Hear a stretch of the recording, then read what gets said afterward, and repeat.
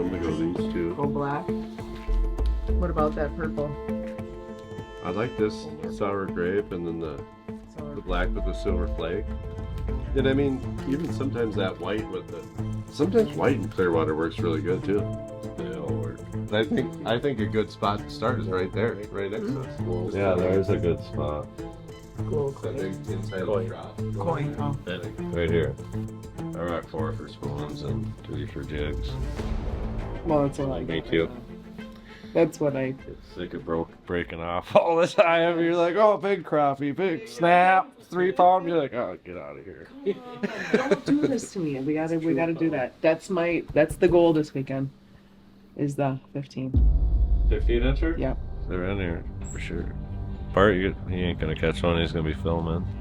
Well, maybe it's not far to here. Maybe we divide and conquer in that same trough and just like start on it, just one end. Work together and then. Right. Like if one of us is left 50 yards and they're right here, doesn't have to miss.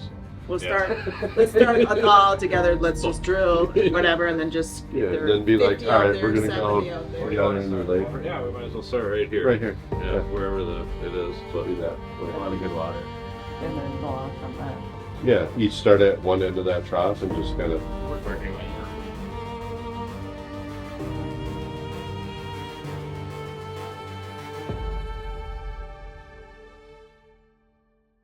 I started ice fishing at a young age.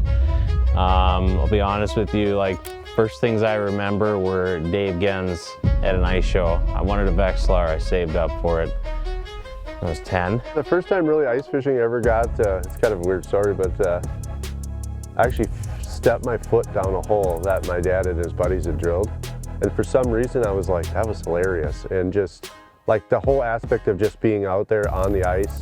And going in there, like meeting Dave for the first time, like that was my idol. That's kind of what ticked me, and that's what kicked in the whole mobility aspect of everything. So from a young age, I've never been the one to just sit on a bucket and fish in one spot, one hole. I'm always drilling holes. It's fueled the passion. Like I used to be just a normal guy that liked to sit around and, you know, I could catch them still, but we didn't really move a lot. My younger years, I mean, I'd burn through augers like it was going out of style or burning out of blades, because I've always had that movement of if there's no fish under me, I got to keep on moving. Was just out playing around, fishing with some girlfriends, and got invited to a tournament, and I got the itch. I started to get into it competitively. There was a tournament on my home lake on Minnewaska, so I had signed up for that and I fished it, and I was like, hey, you know, these guys get after it pretty hard, you know, I could maybe find myself doing this and stuff. And then I started meeting these tournament guys. I got into the tournament scene. I learned how to move, I learned how to use plastics, I learned how to use different baits, and kept advancing what I did. And I took to their obsession, and I really wanted to find out how they broke down things, and I wanted to keep doing that, so I started to become more obsessed with it.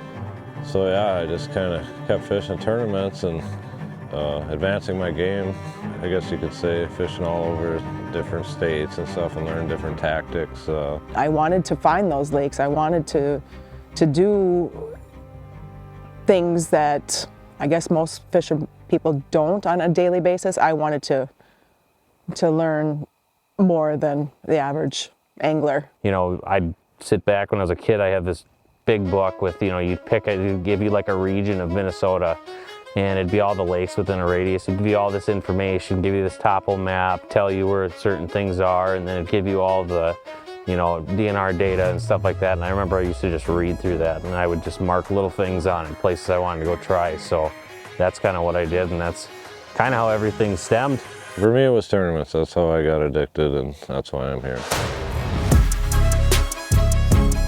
You know, the tournaments, they set an angler to another level. We do a lot of work, that's the thing. It's like, you know, you really want to be good at this, like you have to put in the work, be willing to learn and listen to people. Like, I see that as a huge thing in ice fishing, is people, just in fishing in general, people don't want to get over their pride and listen to people. There's so much that comes from tournament angling, because we're the guys that are always tweaking stuff. You know, we never look at a certain bait as just one item. You know, we look at it in multiple aspects. So bait-wise, even rod-wise and stuff, like you're starting to see these shorter rods and stuff. A lot of us use shorter rods to keep them closer to the hole when it's windy, like days like today and stuff like that.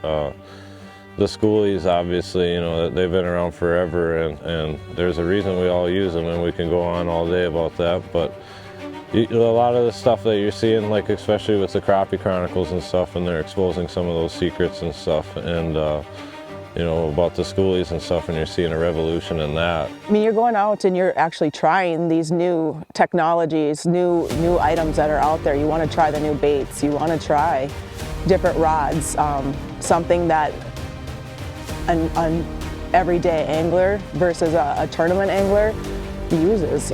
You look at a piece of plastic, I can't tell you how many times I've ripped tails off things and just done little different tweaks that make all the difference in the world to where somebody else wouldn't think of doing that. A normal jig for a casual angler, I would say, would be a 5 to 6 mil jig, and to us that's huge, you know, and for a lot of things. And like the size that we have to go down to in some lakes and like Iowa and stuff, you're fishing 2 to 3 mil. Like most people would never use that in their life, you know what I mean? And like you have to do it to slam fish, and you do slam fish. And that's what's kind of cool about the tournament aspect is you think a little bit differently. You think outside the box on things.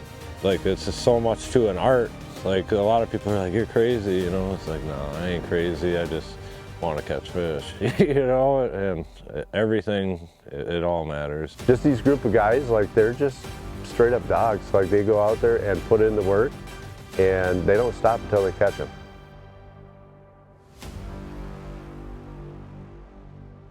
I think the Niku baits are a cool item because there's something different. I mean, a lot of these plastics are something you wouldn't normally see. I mean, you're definitely not going to see them in a store. Really works out for everybody just because it offers something from a small, you know, microplastic all the way up to an 1 3/4 inch minnow imitation. We're all preached in ice fishing that we should fish small baits, and mind you, we do. I mean, I throw 3mm jigs on, and I've taken the one little tail off of a Mackie to put on at times, but I also have learned that those bigger baits catch some really big fish. One of the baits looks like a minnow, one looks like a mayfly. Well, those are things that we have all in our lakes. I mean, the crappies, obviously, they're going to be minnow eaters once they hit a certain age. Well, not all the time, because they will be swimming and eating zooplankton too, but Most people just want to stick with one, where we are constantly changing just to find out exactly what they want, to try to find that certain fish.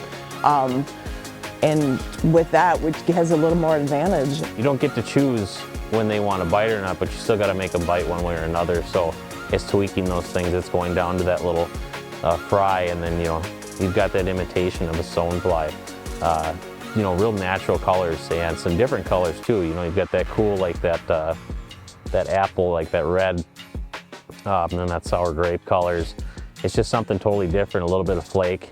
It's going to help you out a lot when you go to different bodies of water, looking at the different water clarity. color-wise, for me, I like to stick to natural most of the time. Today was like all chartreuse. And I tried a chartreuse drop jig with one of the new baits, new plastics, and it worked. I mean, I just had the advantage to go out today and try it, and was catching largemouth bass with it. I mean, something I love to catch through the ice, which I think is kind of cool, besides crappies.